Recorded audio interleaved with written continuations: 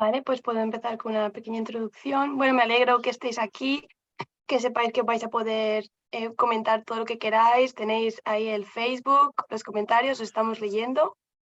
Yo soy Marta, estoy de parte de la Fundación y también tenemos a José Ángel Aybar, que es el presidente. Y bueno, lo primero, ¿por qué organizamos este webinar? Pues el estiprentol es el primer fármaco aprobado para el síndrome de Dravet y somos conscientes de que muchos lo usáis y queremos que gracias a esta sesión no os quedéis con ninguna duda y aprovechar la cercanía de tener a una neuropediatra para ayudarnos. Queremos dar respuesta a las preguntas que nos habéis hecho, tanto en el formulario como por redes sociales. Aún así, si tenéis más preguntas, os animo a seguir preguntando desde ya. Podéis escribir eso en el grupo de Facebook a lo largo de todo el webinar y al final de la sesión se las compartiremos a la doctora Smeyers. Entonces, ¿qué es lo que vamos a ver en este webinar que organiza la Fundación? Bueno, pues lo primero os haré una pequeña introducción sobre nuestros ponentes y después la doctora Paulina Afonso nos hará una introducción sobre el estilpirentol y por último la doctora Patricia Smeyers responderá a las dudas que nos habéis mandado de este fármaco. La doctora Paulina Afonso trabaja como asesora biomédico en Biocodex. Es doctorada en fisiología, fisiopatología y terapéutica y fue graduada con honores cum laude por la Universidad Pierre y Marie Curie. Desde que conoció el síndrome de Dravet, quiso contribuir para ayudar a los médicos y a los pacientes a luchar contra esta enfermedad. Aunque la doctora Patricia Smeyers responderá a vuestras preguntas, la doctora Paulina Afonso es nuestra invitada por si surge alguna pregunta respecto al Diacomit. Bonsoir, bonsoir, Pauline. Hola, buenas noches. Muchas Bienvenue. gracias por la invitación. A ti por estar aquí. Y a continuación también tenemos a la doctora Patricia Smeyers. Tiene más de 20 años de experiencia en neurología infantil y trabaja en el Hospital Universitario y Politécnico La Fe de Valencia. Además de ser especialista en neurología y neurofisiología clínica, tiene un doctorado en genética médica, que fue galardonado con el Premio Extraordinario por la Universidad de Valencia. Gracias a su experiencia, tanto docente como investigadora, ha publicado una trilogía de cuentos que los podéis ver ahí en la diapositiva: La pócima de ausencias, El baile de gigante y El bosque de las tormentas, para ayudar a entender la epilepsia infantil, y fue galardonada en 2011 con el Premio Social de la Sociedad Española de Neurología. Buenas noches, Patricia. Buenas noches. Ha faltado uno, ¿eh? El año pasado se publicó el laberinto circular, que habla de la epilepsia refractaria. Lo que pasa es que se presentó online y, claro, con la pandemia pues ha tenido poca difusión. Pero bueno, Bueno, para pues tengo que que la gente lo sepa. Muchas gracias, le añadiré. Así que os dejo a continuación con la introducción del estilpirentol por parte de la doctora Paulina Afonso. Y como el español no es su idioma nativo, el vídeo está doblado en español por nosotros para que sea más sencillo de entender. Así que os dejo con ello. Hola a todos, estoy muy contenta de estar hoy aquí con vosotros. En primer lugar, me gustaría dar las gracias a la Fundación y a la doctora Smeyers por la gran oportunidad de estar aquí hoy y por la organización de este webinar.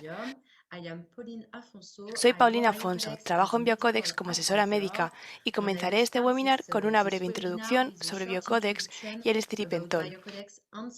Y luego la doctora Smeyers responderá a todas vuestras preguntas. Acerca de Biocodex. Biocodex es una multinacional farmacéutica familiar francesa fundada en 1953. El enfoque inicial de la empresa era la gastroenterología, con un probiótico único, pero ese no es nuestro tema hoy.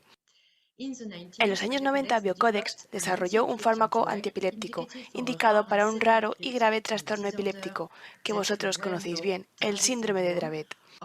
Nuestra molécula es el estilipentol, vendido bajo la marca Diacomit. Desde entonces, Biocodex está reforzando realmente su compromiso en el campo de las enfermedades raras, con nuevos productos en neurología pediátrica. Biocodex lleva más de 20 años trabajando en el campo de los medicamentos huérfanos.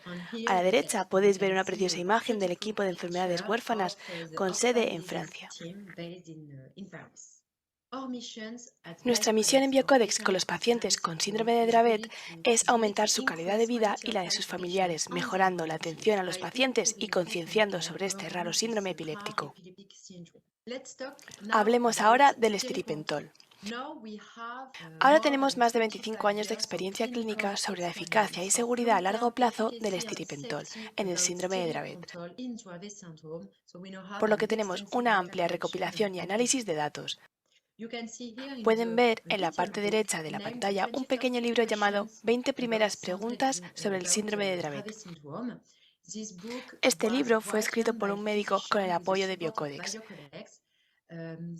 Este libro está dedicado a ayudarle lo más posible con el diagnóstico de la enfermedad de su hijo. Si lo desea, puede descargar el PDF en el sitio web que aparece en la parte inferior de la pantalla. En cuanto a nuestros datos clínicos, tenemos dos estudios pivotales llamados STICLO. Uno se realizó en Francia y el otro en Italia. El objetivo de estos estudios era comparar la eficacia del estripentol frente al placebo en el síndrome de Dravet. En la parte izquierda de la pantalla, en STICLO Francia, tenemos más del 70% de respuesta en el grupo de estripentol, con 9 pacientes de los 21 sin convulsiones durante el periodo de tratamiento. Otra investigación comparable es el estudio STICLO hecho en Italia, donde más del 66% de los pacientes respondían al estripentol y 3 de los 12 estaban libres de convulsiones. En 2018 también se publicó un estudio importante.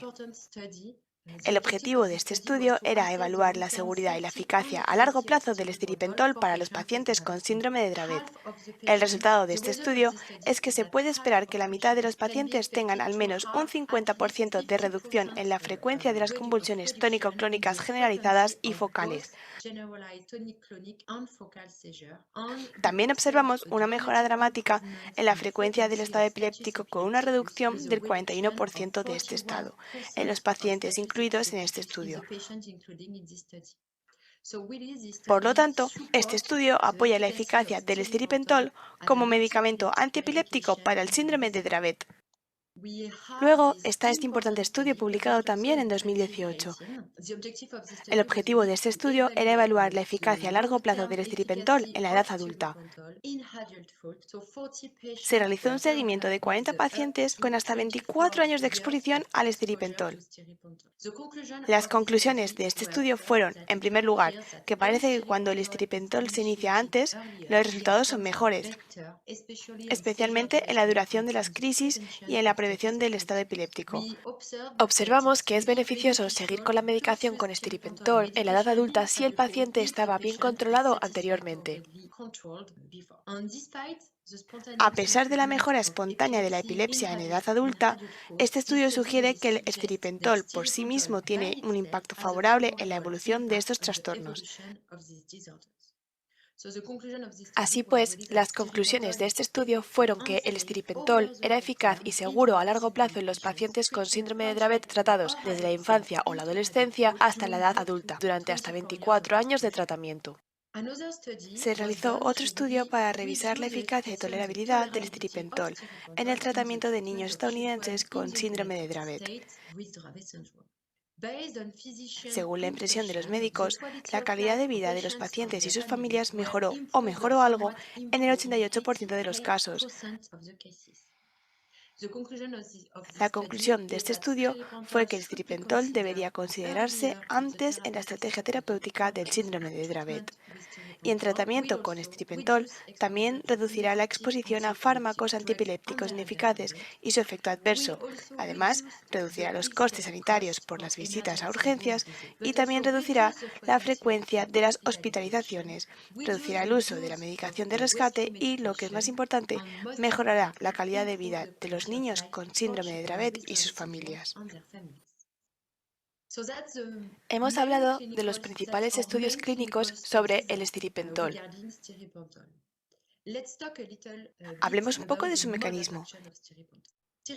El estripentol es un fármaco antiepiléptico estructuralmente único con varios mecanismos de acción probados. El primer mecanismo de acción es la modulación de los receptores GABA. ¿Qué es el GABA? El GABA es un neurotransmisor que inhibe la activación de las neuronas. El estiripentol aumenta la inhibición de la actividad neuronal mediante la modulación de estos receptores GABA. Además, otro mecanismo de acción es la inhibición del citocromo P450. Los citocromos son proteínas encargadas del metabolismo de los medicamentos. Las consecuencias del estiripentol son la potenciación de la eficacia de otros tratamientos antiepilépticos. El tercer mecanismo de acción es la inhibición de la lactato deshidrogenasa, que es una enzima importante en la respiración celular, que conduce a la hiperpolarización neuronal. Al inhibir esta lactato deshidrogenasa, el estiripentol inhibe la actividad neuronal. El último mecanismo de acción probado in vitro es la prevención de las posibles respuestas de lesión del tejido neuronal durante las convulsiones. Lo que observamos es que el estiripentol induce una neuroprotección. Espero que esta diapositiva les ayude a comprender mejor cómo actúa el estiripentol como fármaco antiepiléptico. Muchísimas gracias por vuestra atención. Estaré aquí durante todo el webinar y dejaré que la doctora Smeyers responda a todas las preguntas que han enviado para este webinar. Muchísimas gracias por su atención. Muchísimas gracias a ti, Pauline. Thank you very much for this, for your talk, por tu charla. Muchas gracias. Esperamos que os haya gustado. Y muchas gracias por la invitación. A ti por estar aquí. Y ahora os dejamos con la doctora Patricia Smeyers para que responda a las preguntas que le habéis mandado. Cuando quieras, Patricia. Estoy compartiendo, ¿verdad? ¿Pantalla se ve? Efectivamente. Sí, fenomenal. Sí. Bueno, buenas noches a todos. Gracias. Merci beaucoup, Pauline, por votre conférence. Très intéressante. Y muchas gracias también por haber mandado y haber hecho esa recolección de preguntas y de dudas. Buenas noches a todos, buenas tardes probablemente los que estéis un poquito más lejos y espero que sea fructífero y que pueda pues responder un poquito más cerca de todos los conceptos que hemos escuchado a Pauline. No tengo ningún conflicto de intereses en esta charla. Y quiero también, por otro lado, agradecer el trabajo a Biocodes de recoger todas estas preguntas y dudas, porque realmente el estiripentol pues, nos ha supuesto un antes y un después en el manejo día a día del síndrome de Dravet, porque las evoluciones hace 20 años no eran las que son ahora y afortunadamente los pacientes llegan un poco mejor desde el punto de vista sobre todo de la epilepsia, que es tan importante para de alguna manera pues dar ese tiempo de calidad a los pacientes y que no se deterioren debido a las crisis epilépticas.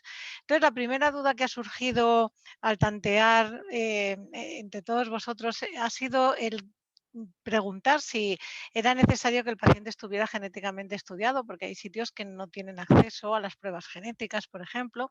Y otra situación es que sabemos que, aunque no es la mayoría, pero sí que hay fenotipos Dravet exactamente iguales al síndrome de Dravet, pero que no tienen la mutación en el gen SC1A. Y entonces estos pacientes a lo mejor podrían beneficiarse también del estiripentol porque, al menos en España, sí que es posible hacer una receta y reembolsar siempre y cuando pase por la inspección médica si el médico hace un diagnóstico de síndrome de Dravet. O sea que realmente, pues al menos no es obligatorio, no es mandatorio el hecho de que haya habido una prueba genética previa. Pero sí que el cuadro clínico sea compatible. Claro, perdona que te interrumpa, Patricia. Nada, al contrario. Claro, que efectivamente, ¿no? Cuando el paciente tiene que tener el diagnóstico de síndrome de Dravet, diagnóstico clínico. Clínico, por sí. por supuesto, clínico. Exacto, sí. Porque el cuadro clínico la verdad es que es tan característico que, bueno, pues realmente desde las primeras crisis febriles ya se sospecha y en fin, la evolución en el primer año ya nos va dando las pistas. Si tienes la confirmación genética mejor, pero si no, y hace 20 años no se tenía y seguía siendo un síndrome de Dravet. O sea que realmente el diagnóstico clínico es lo que te hace poder recetar estiripentol, al menos en nuestro país. Otra de las preguntas que ha surgido es la edad. Ya lo ha comentado un poco la doctora Paulina Alfonso. ¿Cuándo se recomienda empezar con estiripentol? Pues realmente no hay una restricción de edad. Se podría empezar a cualquier edad, siempre y cuando haya una circunstancia que es empezar por el primer fármaco que está indicado, que es el valproato. Pocos niños se controlan solo con valproato, esa es la realidad. Sería una excepción casi. Entonces, el siguiente fármaco que añadimos es clobazam. En teoría se podría utilizar solo, pero la realidad es que lo empleamos junto con valproato. Y hay algunos niños que siguen controlándose, pero no es esa lo normal, y muchos persisten en estas crisis que se van repitiendo cada vez que tienen un proceso febril, cada vez que tienen algo intercurrente, y entonces es cuando ahí sí que las guías de práctica clínica ya tienen el acuerdo de que hay que añadir estiripentol. O sea que eso sería un poco la guía general, ¿no? Las guidelines que están admitidas. En cuanto a si niños muy pequeños, porque claro, estamos hablando de niños de menos de 2 años, que ya empiezan a tener una crisis detrás de otra, procesos cada mes, ingresos cada mes, estatus prolongados. ¿Pueden estos menores tomar estiripentol? Sí, sí pueden tomarlo. La decisión, desde luego, tiene que individualizarse en cada paciente, hay que sopesar riesgos-beneficios, es un fármaco más a los dos anteriores que hemos hablado. Luego hablaremos de otras preguntas que tenéis y otras dudas, pero sí que es verdad que hace falta, y además en ficha técnica, que esté siempre confirmado el diagnóstico. O sea, a día de hoy necesitamos la confirmación para ponerlo en estos niños pequeños también.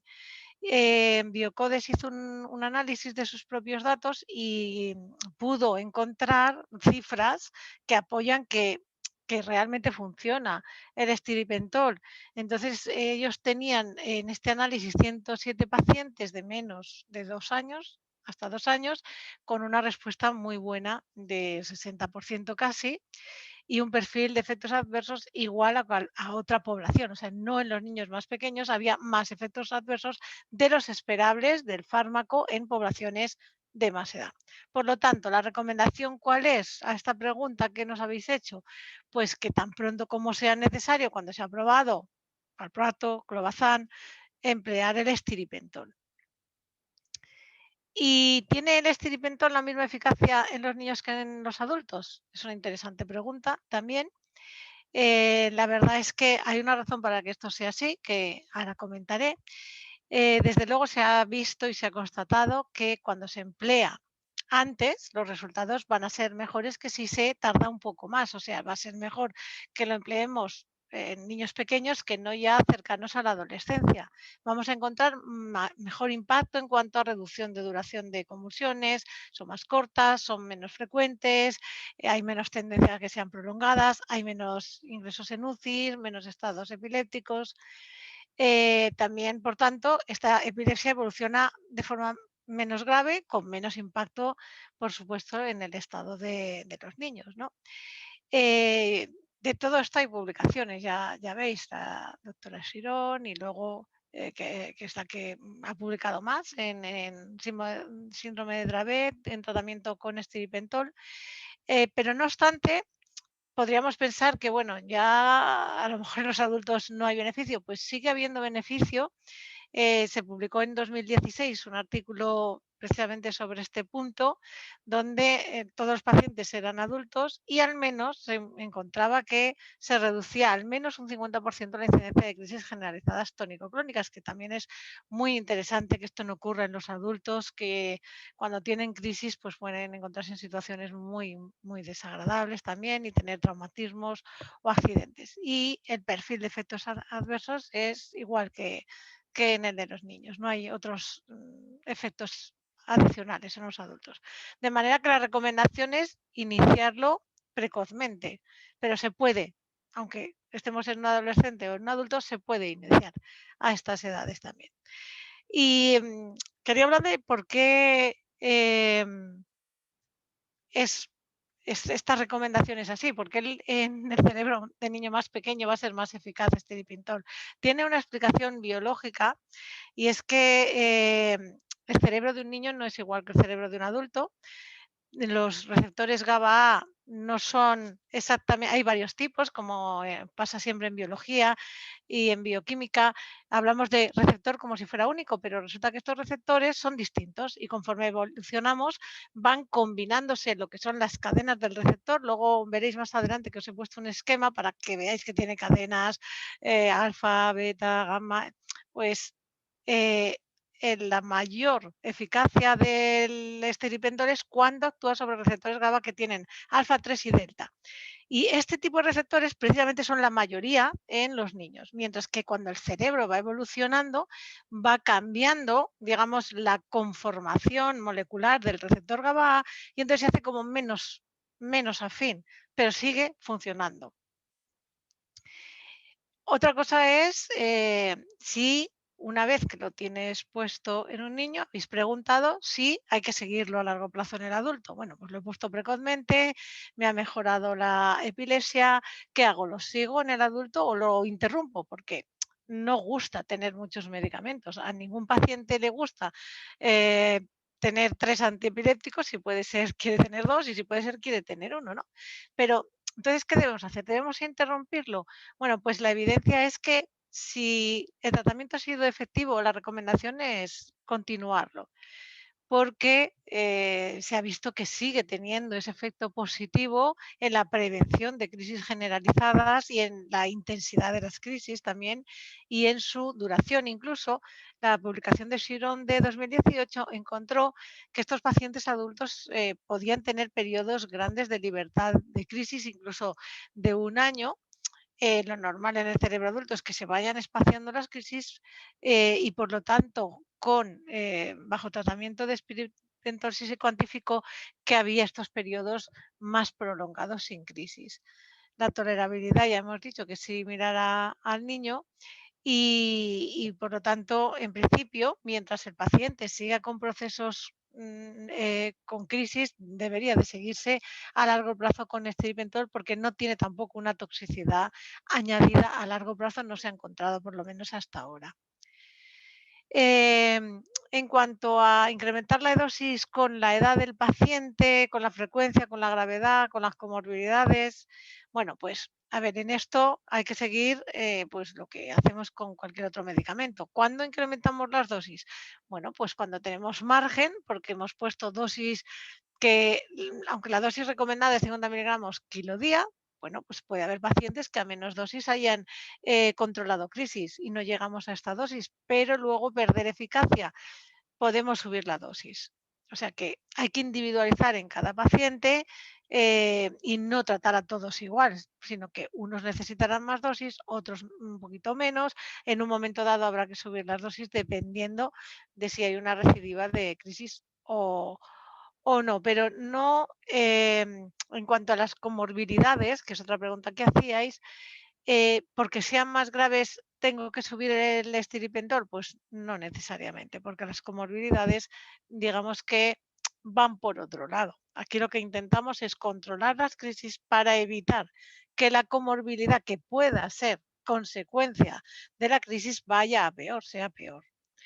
Y los pacientes tienen puntos comunes, claro que sí, pero luego cada paciente con síndrome de Dravet es único e individual. Por eso tenemos que tratarlos uno a uno de forma diferente, como pacientes únicos y individualizar mucho el esquema terapéutico de los pacientes. En cuanto a la siguiente pregunta que nos habéis hecho, que es que qué efectos tiene estripentol en cuanto a la duración, la incidencia de estatus epilépticos o incluso la mortalidad, tenemos que decir que sí que se ha visto y se ha cuantificado que, además en la clínica, en los pacientes a diario, es que, bueno, yo lo estoy viendo, si tienen alguna crisis, como consecuencia de un proceso intercurrente, las crisis son más cortas, no son tan prolongadas, no hacen estatus epilépticos, ya lo ha mencionado Paulina, hasta el 41% de reducción. Este es un objetivo muy importante. Recordamos que el objetivo es, desde luego, ojalá que no haya crisis, pero si las hay, que sean cortas, porque las crisis cortas son como un pequeño incendio que enseguida se apaga, ¿no? Y no deja tanto daño en las neuronas. Por lo tanto, aunque no hay datos clínicos en la mortalidad, realmente hay que pensar que tiene que haber un impacto seguro, porque si las crisis son menos cortas, o sea, son más cortas, son menos crisis y menos intensas, hay menos ingresos en la UCI, pues desde luego, nada más por eso sí que hay menos mortalidad seguro. Y algún estudio que se ha hecho multicéntrico, por ejemplo, en Japón, se ha visto que la tasa de mortalidad en el síndrome de Dravet es del 10%, pero entre los pacientes con esteripentol es del 1,2%. Por lo tanto, debe de haber alguna relación que yo creo que que se puede explicar perfectamente por el menor número de ingresos en UCI, si el paciente se controla de mejor manera. Lo que pasa es que los estudios pues, no pueden dar conclusiones muy, digamos, seguras o fehacientes porque son estudios de poco tiempo, pues en este caso 104 semanas, entonces, bueno, se considera que deberían de tener más perspectivas, ser más prolongadas para poder decir seguro que un fármaco mejora la mortalidad. Pero vamos, nada más que mejore la incidencia de estatus epilépticos, yo aseguro que está bajando la mortalidad. Por otro lado, también habéis preguntado sobre si mejora la función motora, la marcha del paciente con síndrome de Dravet, la función cognitiva. Tampoco hay estudios que lo relacionen directamente porque el fármaco no se pone para mejorar la cognición, tampoco se pone para mejorar la marcha, se pone para controlar la epilepsia. Pero sabemos que si controlamos la epilepsia, si hay menos crisis, hay menos deterioro. No solamente en el síndrome de Dravet. Yo veo muchos pacientes que comienzan estando bastante bien, que empiezan una encefalopatía epiléptica de otro tipo, no Dravet, y al final acaban sin marcha, una apraxia tremenda de la marcha, sin lenguaje, todo debido a la cantidad de actividad eléctrica y la cantidad de crisis. O sea, que per se la epilepsia sí es capaz de producir un daño motor y cognitivo. Y si controlamos al máximo la epilepsia, desde luego esa parte de impacto que tiene, pues la vamos a disminuir. Y eso también está cuantificado en el artículo de Obiang de 2021.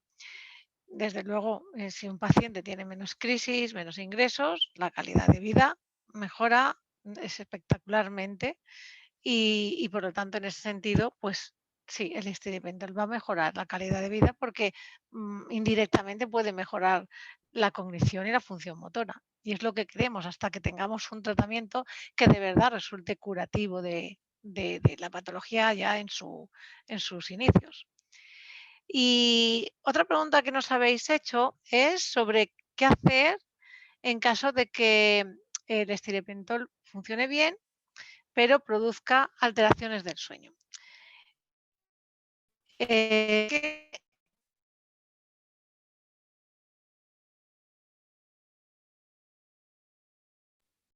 Parece que Patricia se ha quedado congelada, así que nada, esperemos que vuelva en breve. Seguro bueno, que ha tenido un problemilla con la conexión a internet y esperamos que esté de vuelta en breve. Ya sabéis, ¿no? Son normalmente pues las cosas del directo. Mientras tanto, hemos anotado algunas preguntas que nos vais dejando en los comentarios. Algunas de ellas ya las está respondiendo Patricia, otras son no las está respondiendo Patricia, con lo cual, bueno, en cuanto vuelva Patricia, pues bueno, le lanzaremos las preguntas que tengáis, además de las que ella os pueda ir respondiendo, ¿no? Ahora cuando esperemos que venga de vuelta. No sé, Marta, mientras tanto, si tú quieres comentar algo. Pues a lo mejor nada, solo recordar que eso de las preguntas las podéis escribir ahora, en cualquier momento, durante el webinar, que estamos atentos y se las intentaremos transmitir cuando se conecte otra vez Patricia. Esperemos que se haya dado cuenta, sobre todo. Supongo que sí, que al irse la conexión. Pero bueno, estas son cosas que pasan. Son las cosas del directo. Sí, sí, pero la cosa es que sepa volver, que no tenga problemas. Sí. Nos lanzan una pregunta que quizás no sé si se la podemos preguntar a Pauline. Do you know, Pauline, if Dear Commit is marketed in Dominican Republic? No, it's not available. It's not available in República Dominicana. Sí. Pero I prefer to speak in English. Can you translate? Yeah, you can Okay. speak in English and then Okay, we'll so translate it. but we have some program available to deliver the product in a country where the product is not available right now. So maybe the family can write an email to you, Jose, and you can forward the email Indeed. to me, and Sí. we will see if we can do something. Sí, efectivamente, ¿no? Lo que dice Pauline es que Diacomit no está disponible en República Dominicana, tampoco en otros países, ¿no? Y bueno, lo que puede hacer la familia es que se ponga en contacto con nosotros. Biocodex tiene un programa, pues, en el que intenta ayudar a las familias a tener acceso al medicamento, aunque no esté comercializado donde viva la familia.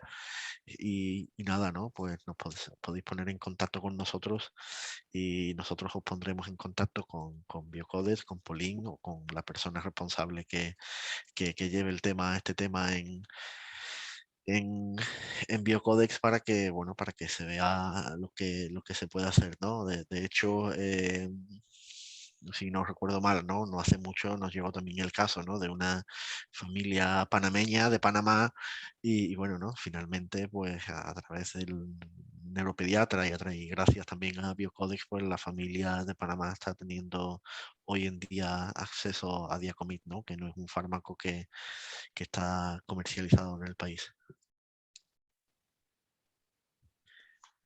Pues nada, esperamos a ver a Patricia. No sé, Patricia, si nos preguntan si lo venden en Estados Unidos. Sí, efectivamente, Diacomit fue aprobado en Estados Unidos, si no recuerdo mal, el pasado año, 2020, si no recuerdo mal. Con lo cual, sí, Diacomit es uno de los fármacos disponibles en Estados Unidos también. In the US, it's available from 2018. So for Desde el 3 years. 2018. Yeah. Pues desde el 2018 está disponible también Diacomit en los Estados Unidos. Algo también que nos preguntaban y que quizás podemos ir respondiendo mientras Patricia entra. No sé, Marta, si mientras tanto le quieres enviar rápidamente un correo o darle una llamada a Patricia para ver si puede entrar de vuelta. Es el tema de las interacciones, Pauline, las interacciones del fármaco con la leche y con los zumos. We have we receive a lot this question. Actually, we do not have any clinical data supporting or discouraging the use of Diacomit with milk or dairy products, which means that we cannot say yes you can use or no you cannot. But what we recommend is to avoid to change a treatment that is successful, which means that if you already use Diacomit with a product and if you have some results, it's better to pursue to continue the treatment with the product. Sí, pues bueno, ¿no? Lo que dice Pauline, que no hay datos clínicos, ¿no? Que avalen o que demuestren clínicamente que Diacomit no se debe tomar o no se puede tomar con leche o zumo, pero que bueno, que está en el prospecto y que nada, ¿no? Que en el caso de que las familias que ya estáis con Diacomit y lo tomáis de una manera o en combinación con otros productos, pues que no cambiéis la manera, ¿no?, en la que el paciente toma el producto si el tratamiento va bien, ¿no? Que bueno, pues que podéis seguir tal como estáis administrando hoy en día el tratamiento al paciente, ¿no? Pero que efectivamente no hay clínicamente no está demostrado, ¿no?, que Diacomit no se deba tomar o que haya efectos negativos, ¿no?, al tomarlo con leche o con zumo. Lo único que, bueno, pues que está puesto en el prospecto porque tampoco se ha demostrado lo contrario. Pero bueno, también como medida general, ¿no? Y esto es un zumo que no se toma mucho en España, pero que en otros países sí se toma. Y en el que hay que evitar siempre cuando se toma con fármacos. Y es el zumo de pomelo. En Francia, por ejemplo, se toma mucho zumo de pomelo. No es el caso en España, pero es posible que también en otros países pues también se tome el zumo de pomelo. Y ese es un zumo que generalmente hay que evitar con cualquier tipo de fármaco. Yes, it's the same thing for all the juices. We cannot say you can use it or you cannot. We don't have any clinical data. That's why it's written in the, in the paper, in the box. It's a precaution because we do not have any data. Sí, pues nada, ¿no? Lo que comentas es eso, ¿no? Que no hay datos clínicos, ¿no?, que demuestren que sí o que no se puede tomar con zumo, pero que bueno, que a modo de precaución, pues lo pone, ¿no?, en el envase de Diacomit. Mientras tanto, no sé si tenéis alguna otra pregunta que queráis compartirnos.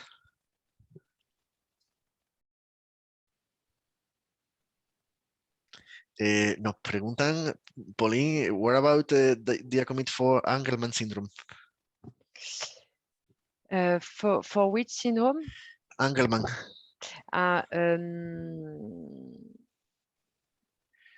¿No ni data? Hola, no. he vuelto. Muy bien, Lo Patricia. siento mucho, de Bienvenida. verdad. Pero de repente, pues ha ocurrido como, pues no sé, una especie de ausencia epiléptica.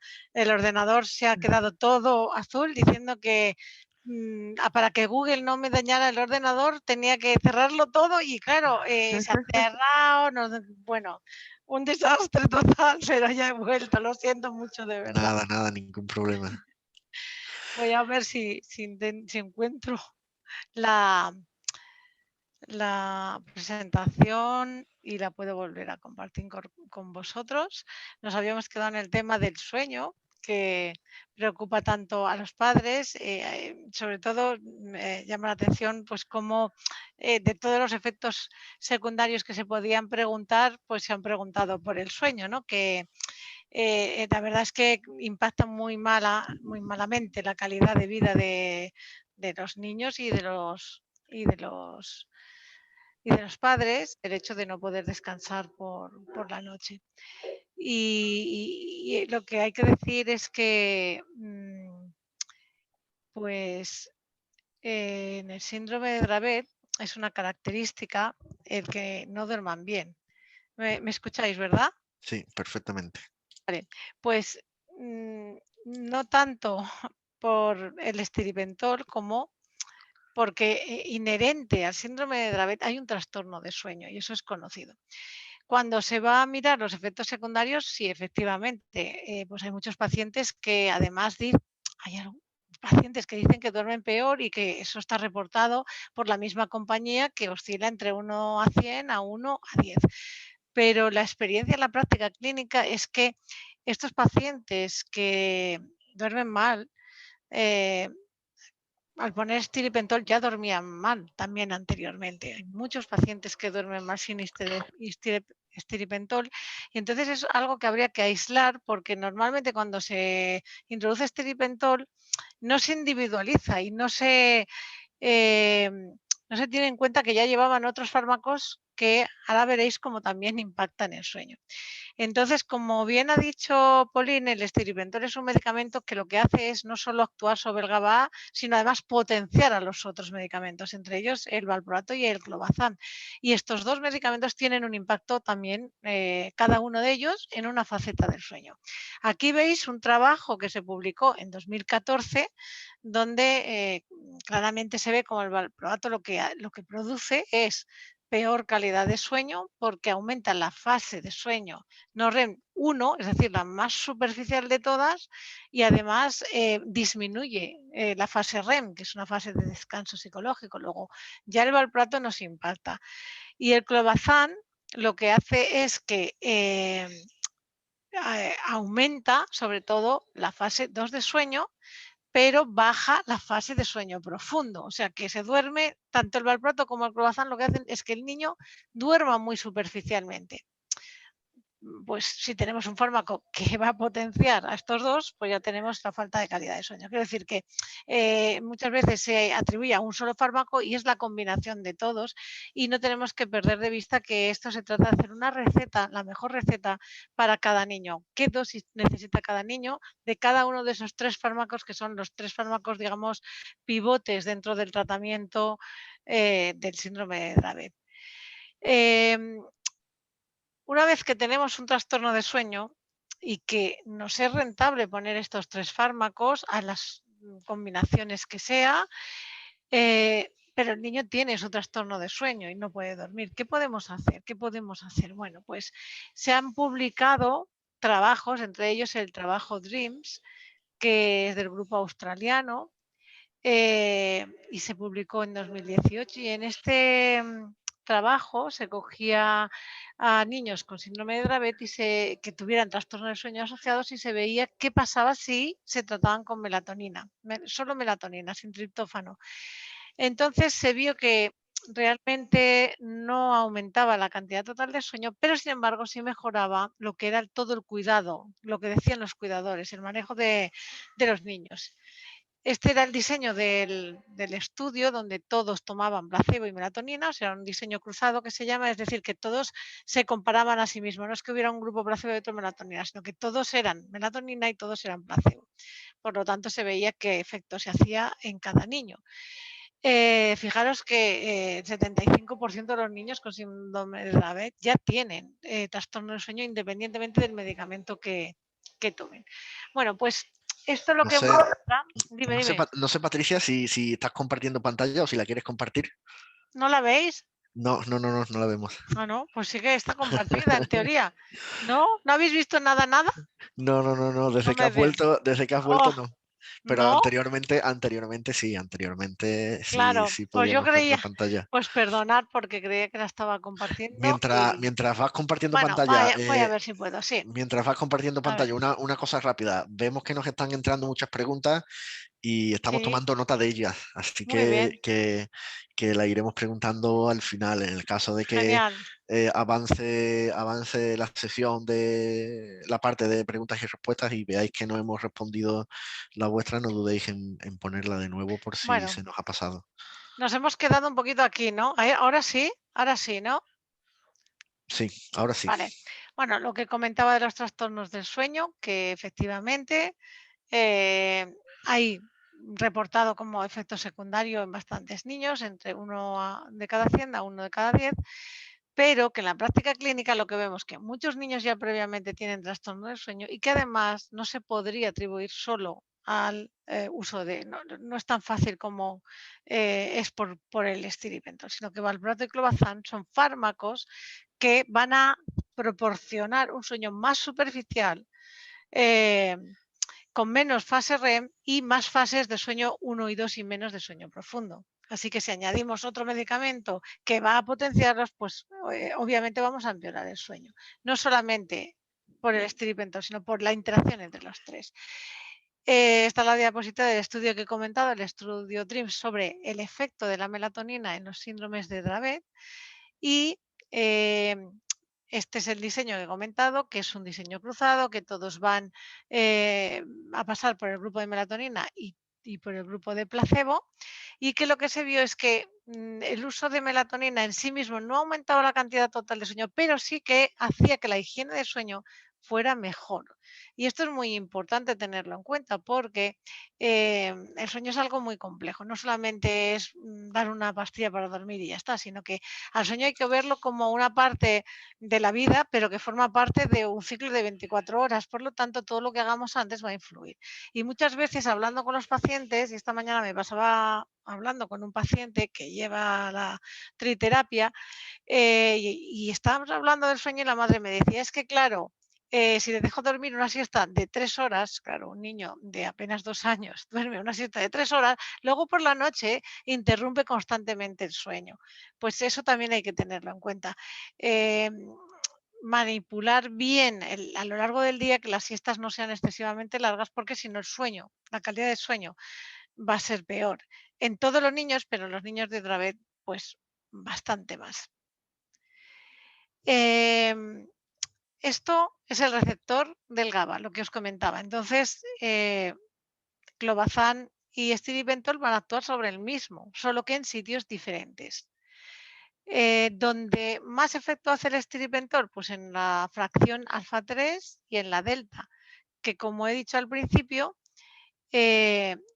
los receptores de este tipo que tienen más alfa 3 y delta son receptores propios del cerebro infantil o en desarrollo. De manera que la interacción de estos dos fármacos es porque actúan en el mismo receptor, aunque en sitios diferentes, por lo tanto se va a potenciar mucho lo que es la inhibición GABAérgica, que es lo que necesitamos. Por otro lado, aunque no sea realmente directa, pero a mí me gusta llamarlo así, por el hecho de que va a aumentar la concentración de clobazam y de su metabolito activo que se llama norclobazam, porque va a actuar en unos puntos enzimáticos evitando su degradación. También va a evitar la degradación del valproato y de otros fármacos, porque eso es propio de la acción del estribentol. Y de esa manera es como potencia las acciones de tanto de clobazam y de valproato. Aquí debería de poner y valproato. ¿Qué pasa con esto? Bueno, pues la potencia de una manera positiva, pero ojo que también puede ser que la potencia de manera que aumenten los efectos adversos y tenemos que estar en clínica atentos. Por eso decía, la receta tiene que ser individualizada para cada paciente, porque estamos poniendo, es como si estuviéramos haciendo una composición de cocina, una receta de cocina, y entonces tenemos que poner más sal, menos sal. Es que no es que la sal es buena, bueno, la sal ni buena ni mala, tienes que ponerla en su justo punto. Bueno, pues esto es un poco lo mismo.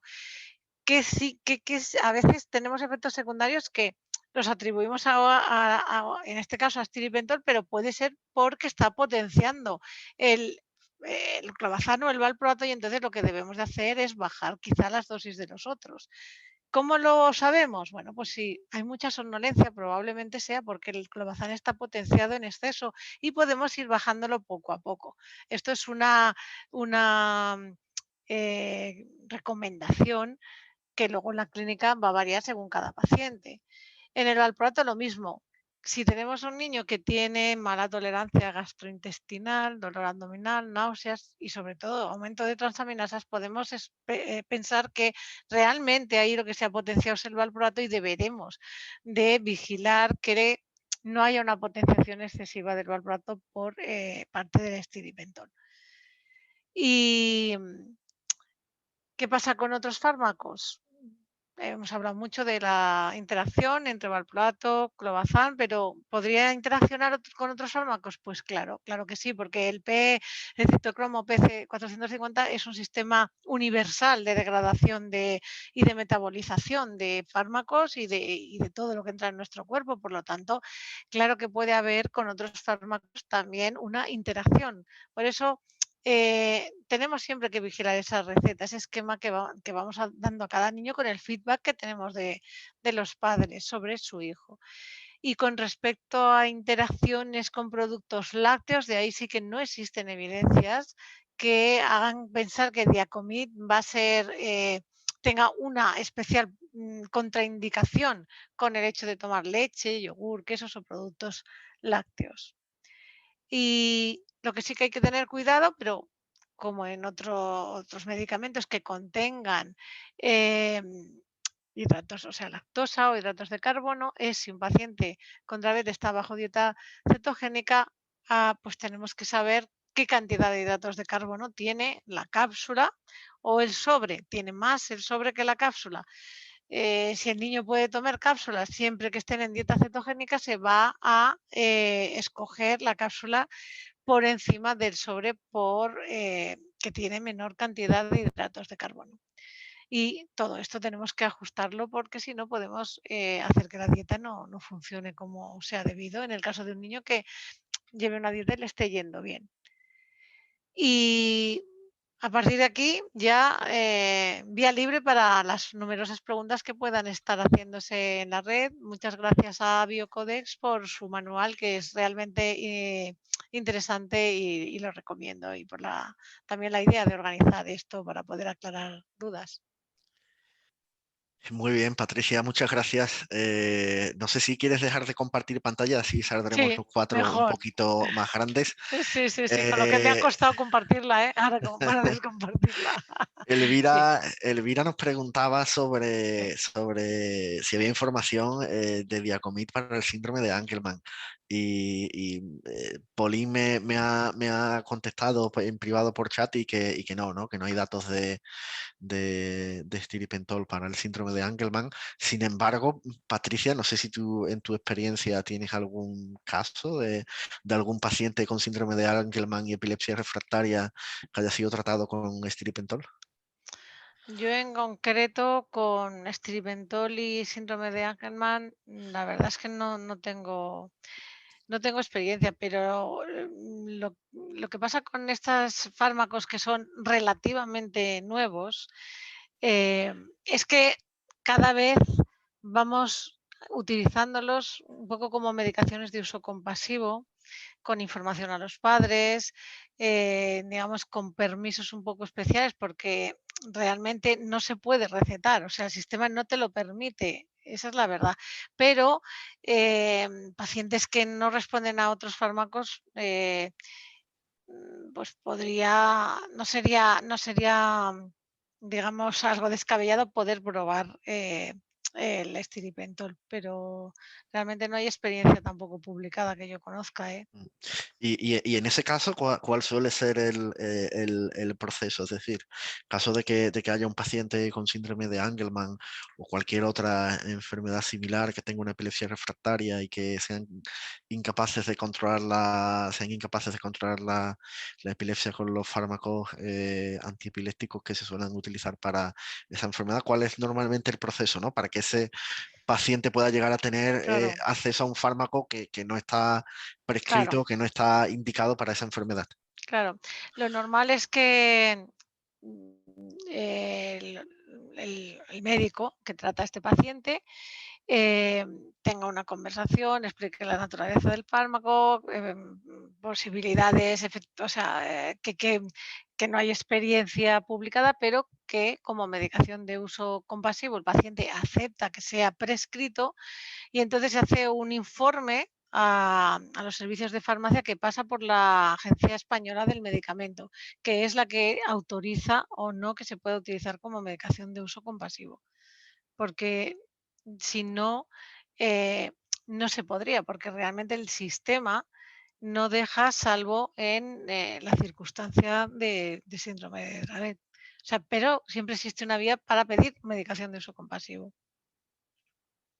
Muy bien, muchas gracias, Patricia. De nada. Nos preguntaban también con respecto al sueño, no es una pregunta relacionada con Diacomit, pero claro, si a un paciente se le administra melatonina y tampoco funciona, ¿hay otras alternativas? Bueno,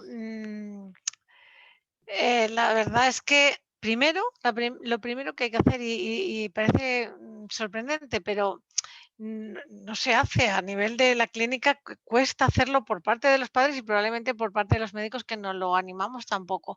Es, por lo menos durante un periodo más o menos significativo, al menos 15 días, hacer una agenda de sueño para ver cómo duerme ese niño, pero a lo largo del día, cómo es su vida, qué es lo que hace, cómo es la actividad, porque cambiando cosas de la rutina de esos niños, sometiéndoles, por ejemplo, a mucha actividad, mucha luz por la mañana.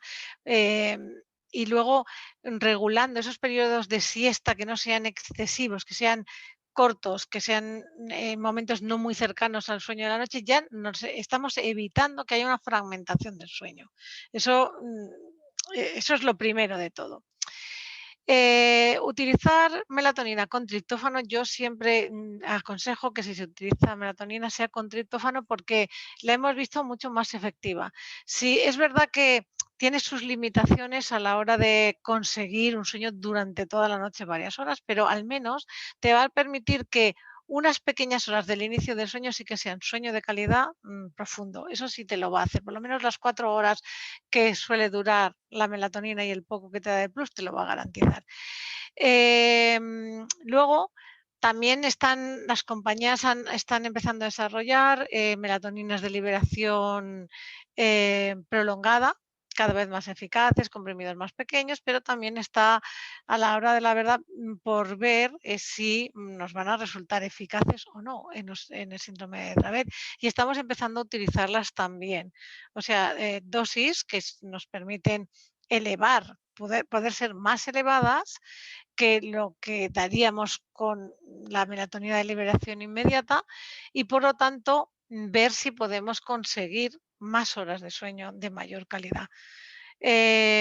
A partir de ahí, la verdad es que utilizar benzodiazepinas no es aconsejable porque muchas veces dan efecto rebote, tolerancia no es aconsejable. Se pueden emplear medicamentos que a veces los utilizamos puntualmente cuando hay agitación o nerviosismo, como son los neurolépticos, pero siempre los utilizamos un poquito más en situaciones más de urgencia. Antihistamínicos de tercera generación, pero yo creo que tenemos que investigar si esas melatoninas que podemos usar a mayor dosis porque son de liberación prolongada nos podrían también ayudar. Muchas gracias, Patricia. Nada. Nos preguntan también si el Diacomit ayuda en algún tipo de crisis más que en otras. Bueno, ayuda mucho en las crisis generalizadas tónico-clónicas. Esas son las que más ayudan, las más prolongadas, las más peligrosas. En esas ayuda más que, yo diría, en proporción que en las focales, en las generalizadas tónico-clónicas, desde luego. Muchas gracias. Nos preguntan también, ¿no? ¿Se puede acompañar, esta es una pregunta quizás, ¿se puede acompañar el Diacomit con otro tipo de medicina tipo homeopático? En teoría, la homeopatía, hasta donde yo sé, se puede combinar con todo. Yo no creo en esto que, bueno, quizás los médicos homeópatas estrictos y ortodoxos no quieren que se tomen medicamentos, pero yo creo que eso es un error, ¿no? O sea, yo creo que la medicina ha evolucionado mucho desde que en el siglo XIX el doctor Hammerman, creo que era, pues inventó este método. Como para que ahora renunciemos a poder complementarlo. O sea, yo no veo ningún problema con que alguien quiera darle homeopatía a su hijo, no creo que le vaya a perjudicar, pero desde luego no recomiendo que le dé solo homeopatía, recomiendo que se beneficie también de los avances de la medicina del siglo XXI, vamos. Muy bien. Volviendo a la pregunta un poco de Angelman, pero ahora nos hacen la misma pregunta para el síndrome de STXBP1. Pues es que sería lo mismo, ¿eh? Todo esto va a evolucionar en el futuro. Yo creo que hace falta que hagamos estudios con encefalopatías epilépticas de diversos genes mutados y ver hasta qué punto el fármaco puede ser eficaz o no. La verdad es que no es un fármaco. Yo tengo pacientes con STBPX1 y no los he tratado con estilipentol, los he tratado con otros diferentes fármacos, pero en ocasiones, si el paciente tiene muchas crisis, está en una situación donde no se controla con otros fármacos, yo creo que habría que estudiarlo con detenimiento. Y supongo que lo mismo para Lennox-Gastaut, que también nos acaban de hecho de preguntar también. Claro, sí. Muy bien, muy bien. Pues Volviendo un poquito al tema del sueño, nos preguntan concretamente, no sé si puedes compartir o si cómo ayuda el triptófano a la melatonina. Pues porque el triptófano es, digamos, el precursor de la melatonina. O sea, en la vía metabólica de síntesis de la melatonina, el triptófano tiene la particularidad que si tú lo administras por la mañana y con la luz del día, no pasa a melatonina. El triptófano necesita oscuridad para convertirse en melatonina. De manera que hay opciones de tratamiento para mejorar el sueño que abogan por dar una dosis de triptófano por la mañana de unos 250, 300 miligramos, que te proporciona relajación pero sin somnolencia ni sueño, y melatonina con triptófano por la noche, que lo que va a hacer que el triptófano, ese mismo triptófano que por la mañana con luz no se transformaba en melatonina, por la noche sí. Entonces, de alguna manera alarga la acción de la melatonina. Muy bien, muy bien. Y ahora un tema, ¿no? que es con respecto al tratamiento a largo plazo, ¿no? Muchas veces se conoce o se puede dar el caso, ¿no? de que los pacientes creen resistencia, ¿no? a medio o largo plazo al tratamiento. En ese caso, un paciente adulto, esto puede aplicar también a otro tipo de medicamentos antiepilépticos. Es decir, un adulto que, por ejemplo, haya tomado estiripentol de niño y que con el paso de los años, con otros medicamentos, no haya tenido éxito en el control de las crisis, sería una buena estrategia volver a estiripentol, que fue quizás el primer o de los primeros fármacos que tomó cuando era un niño muchos años antes.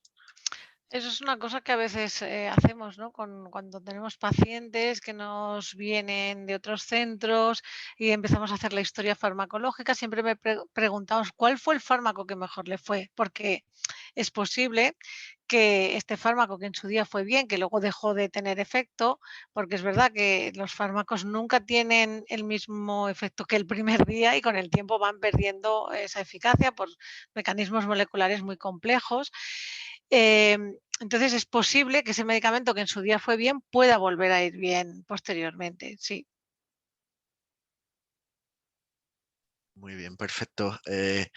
Después nos recomienda, ¿no? Datos sobre estiripentol con el uso de la fenfluramina y si se recomienda el uso conjunto.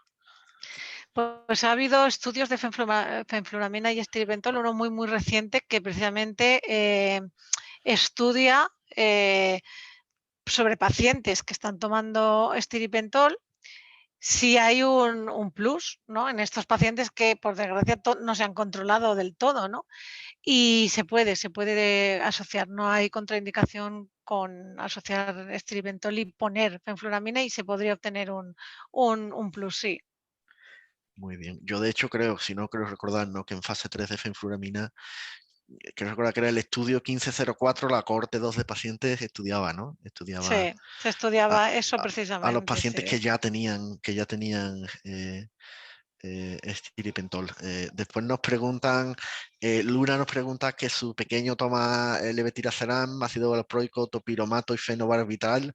Si en ese caso habría algún problema o alguna contraindicación de añadir estiripentol.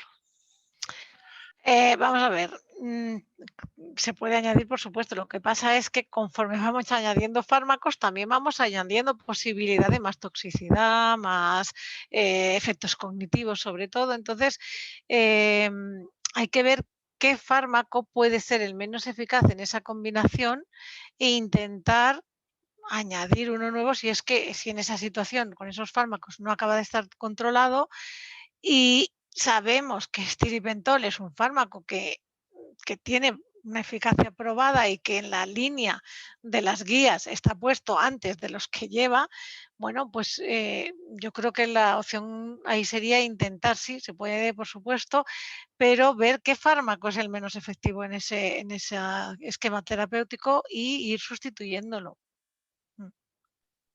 Muy bien, muy bien. Nos preguntan también, ¿no? sobre tomar combupidiol, esto creo que es cannabidiol que se comercializa Ah, en sí, Argentina, si no recuerdo mal, junto clonazepam, con Diacomit, Keppra, valproato, de clobazam todo. y carnitina. Supongo que la carnitina es para... y después, bueno, Sí. ¿no? y que si puede ser que la medicación empeore la ataxia. Claro, aquí lo que pasa es que el CBD es un medicamento con muchas interacciones farmacológicas. El estripentol, como he dicho antes, aumenta el efecto. Entonces aumenta el efecto, pero también aumenta los efectos secundarios. Entonces es una combinación que hay que tenerla de cerca para poner la cantidad exacta de cada uno. No es que no se pueda, pero sí que hay que tener cuidado porque lo que puede pasar es que el paciente empeore en ciertas áreas intentando quitarle las crisis epilépticas. O sea que hay que optimizar mucho esos tratamientos y yo siempre he dicho que el CBD a mí me ha resultado eficaz, pero es un tratamiento delicado en el que hay que estar muy encima porque interacciona mucho. También sube las concentraciones significativamente de clobazam. Entonces, claro, tenemos dos fármacos que suben el clobazam, entonces aquello puede ser un festival de efectos secundarios, con lo cual poderse se puede, pero ojo que tenemos que tener al paciente muy vigilado porque efectivamente la ataxia puede ser un síntoma de excesiva, digamos, depresión del sistema nervioso. Muy bien, muy bien.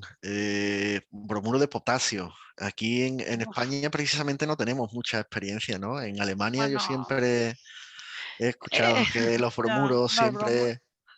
están puestos ahí en la lista como fármacos que pueden ir bien para el síndrome de Dravet. Lo que pasa es que en España yo me acuerdo que fui a pedir a farmacia y no lo tenemos, claro, es complicado, no lo manejamos. Yo no tengo experiencia con los bromuro, pero bueno, sigue siendo una medicación de uso compasivo que si hemos probado con todo, estamos en una situación delicada, pues ¿por qué no probarlo? Pero en España no tenemos, la verdad, que yo sepa, en ningún centro experiencia con bromuros.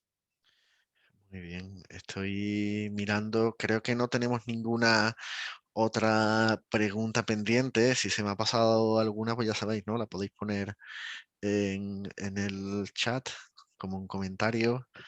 Eh, no sé, mientras tanto, Patricia, no sé si te gustaría comentar algo más, profundizar en algún tema más que hayamos discutido durante la sesión de hoy.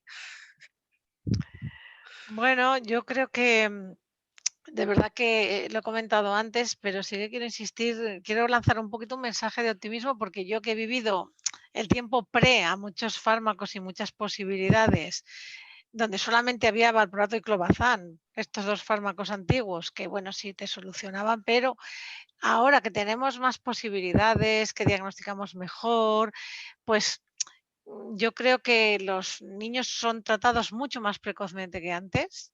Antes, una convulsión febril se trataba con fenobarbital y ya está. Y cuando te enterabas de que tenía un síndrome de Dravet, bueno, pues el niño estaba con fenobarbital después de varios estatus. Sin embargo, ahora ya esto ha cambiado radicalmente y cada vez estamos haciendo unos esquemas mucho más individualizados. Los niños no están tan deteriorados porque se van controlando más los estatus. Yo creo que vamos, me gustaría que la gente se quedara con ese optimismo de que se mueve mucha investigación y que, y que dar un poquito un mensaje de esperanza, ¿no? Eso es lo que me gustaría a mí. No sé si puedo llegar a eso, porque yo sé que es duro el día a día, pero bueno, Muy bien, sí, no, efectivamente, ¿no? El panorama ha cambiado, ¿no? Especialmente en la última década, ¿no? sí. Con la de llegada tanto de nuevos fármacos como la perspectiva hacia tratamientos bueno, ¿no? Pues que pueden ir a la causa subyacente del síndrome de Dravet también, ¿no? Nos preguntan por una parte, ¿en qué caso se tendría que retirar el Diacomit y si estiripentol, el Diacomit ayuda con las crisis febriles? Hombre, es que precisamente esas crisis más problemáticas son las crisis febriles, o sea, con un poquito de fiebre que haya, si no los niños están bien, o sea, la mayoría de las veces y la mayoría del tiempo están bien y lo que tenemos que ir es a por esa frecuencia de crisis febriles que son las que les descompensan. Entonces, lo otro era cuando tenemos que quitar estiripentol. Sí. Yo creo que un niño que no tolera el estiripentol, que tiene muchos efectos adversos, que puede tenerlos, y que encima no consigue controlarle de una manera significativa las crisis, y por supuesto que hay que quitar esta medicación y hacer otros ensayos terapéuticos con otros fármacos. Muy bien, gracias, Patricia. Seguimos, yo creo que con todas las preguntas respondidas. Algunas personas, Giselle nos dice que muy bueno en su mensaje, Marcelo nos dice que bueno, que excelente información, Loren también. No sé, llevamos ya pues eso, ¿no? Algo más de 1 hora y cuarto. También recordarle, ¿no? A los que quizás habéis entrado un poquito más tarde, esta sesión se queda grabada. Una vez terminemos tendréis la oportunidad, ¿no? de darle, empezar desde el principio. Se queda grabada tanto aquí en nuestra página de Facebook como igualmente, ¿no? La colgaremos también en nuestra página web, ¿no? En el caso que hayáis entrado a mitad de la sesión, siempre podréis verla desde el principio. No sé, Marta, si te gustaría añadir algo más. No, yo creo que estaba viendo además las preguntas. Creo que la gran mayoría, si no todas, están contestadas. Porque además tenía apuntada la de la temperatura, pero bueno, yo dar las gracias a Paulina, a Patricia por estar aquí a estas horas, por responder a todas las preguntas, que está siendo además de una manera tan fácil, tan divulgativa, que yo creo que a las familias, la verdad, esta sesión les está ayudando mucho. Así, muchísimas Obviamente, ¿no? gracias. Y la verdad, ¿no? Sobre todo Patricia, ¿no? Que colabora con nosotros siempre de manera totalmente altruista, ¿no? Las 11:20 de la noche y no tiene otra cosa mejor que sentarse aquí con nosotros, ¿no? Con lo cual, nada, muy Gracias. agradecido. Si tenéis alguna pregunta, pues ya sabéis, ¿no? Siempre nos podéis contactar por correo electrónico, nos podéis escribir un mensaje por redes sociales. Y no sé, Pauline, if you want to share anything before closing the session for today. No, just a big thank you to you, to the foundation, and to Dr. Smeyers for the initiative today. So I hope that this webinar was useful and informative for you, and thank you again for this great initiative. Muchas gracias. Para dar todas las preguntas por respondidas, nos han entrado justo ahora una. Do you have any plans to commercialize or to market the Diacomate in Mexico or other countries in South America? Actually, we have a good news for Mexico, because we have now a partner that will deliver Diacomate to Mexico, so you will be able to have it really soon in Mexico. Ok, entonces pues nada, ¿no? La respuesta a esa pregunta es que efectivamente sí, ¿no? Que hay buenas noticias, que tienen un colaborador en México y que en breve el medicamento estará disponible en México, con lo cual, bueno, yo creo que son grandes noticias, ¿no? Para los pacientes mexicanos que puedan tener acceso a una nueva opción terapéutica. Así que nada, yo por mi parte, de nuevo, ¿no? Tanto a ti, Patricia, Pauline, como Marta, ¿no? Daros las gracias por la sesión de hoy y desearos a todos, pues bueno, en el caso de las personas que vivan en España, las buenas noches, y en el caso, ¿no? De aquellos que nos seguís desde Sudamérica, pues las buenas tardes. Pues buenas tardes a todos y la verdad un placer colaborar con vosotros. Un beso a todos los niños. Muchas gracias, Muchas merci beaucoup, gracias. Pauline. Muchas gracias. Y buenas noches. Good Buenas night. noches y buenas tardes. Y buenas Adiós. tardes. Hasta luego. Adiós, adiós. Adiós. So we just finished the Facebook Live. Okay. It was really great. We had It was very good. a lot of questions. Yes. Very interesting questions indeed. Yeah, sure. Okay. A lot of yeah. No, sorry. So bye bye. I'm going to have dinner now. Bye bye. Thank you, Enjoy. Pauline. Thank Bye you. A pleasure. Bye. Bye. Bye. Yeah, bye. Yeah, so I think it's great. No, you're going to have Yeah, it was really great. And some question was, I mean, for the milk, for example, we always have this question, and for us, it's a pity, this question, because we wrote it, on the SMPC, but we do not have any data saying that it doesn't work with milk. So for us, it's really complicated to answer, because we know by experience that it works when you use it with milk, but we cannot say it because we do not have any data. So it's a complicated question for us. We know it works, but we cannot say it. So.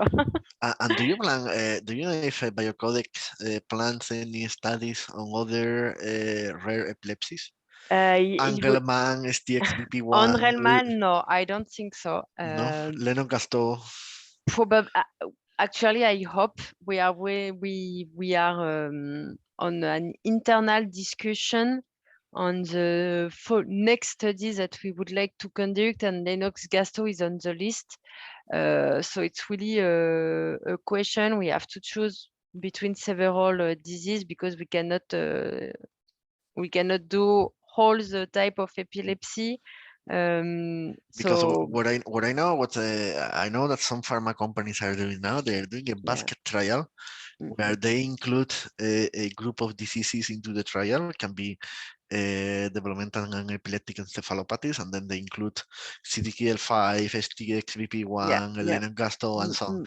And then out of that trial, which is including a number of diseases, then they see for which one the drug is working. That's basically the idea, but as we are really at the beginning of the discussion, we will not have data before probably 2 or 3 years, because for a clinical trial, it takes a lot of time for everything. For each step, it takes a lot of time. So I really hope that Lennox-Gastaut will be on the list, because we have really we have some data, really few data on our really first studies that we did at the beginning, and apparently it works quite well. So I hope it will be on the list, but it's complicated, because when you start the discussion on the clinical study, you have, of course, what you would like to do, what the business, what is better for the business. So it's we are currently discussing with some physician for this study. So I hope we will have some news soon.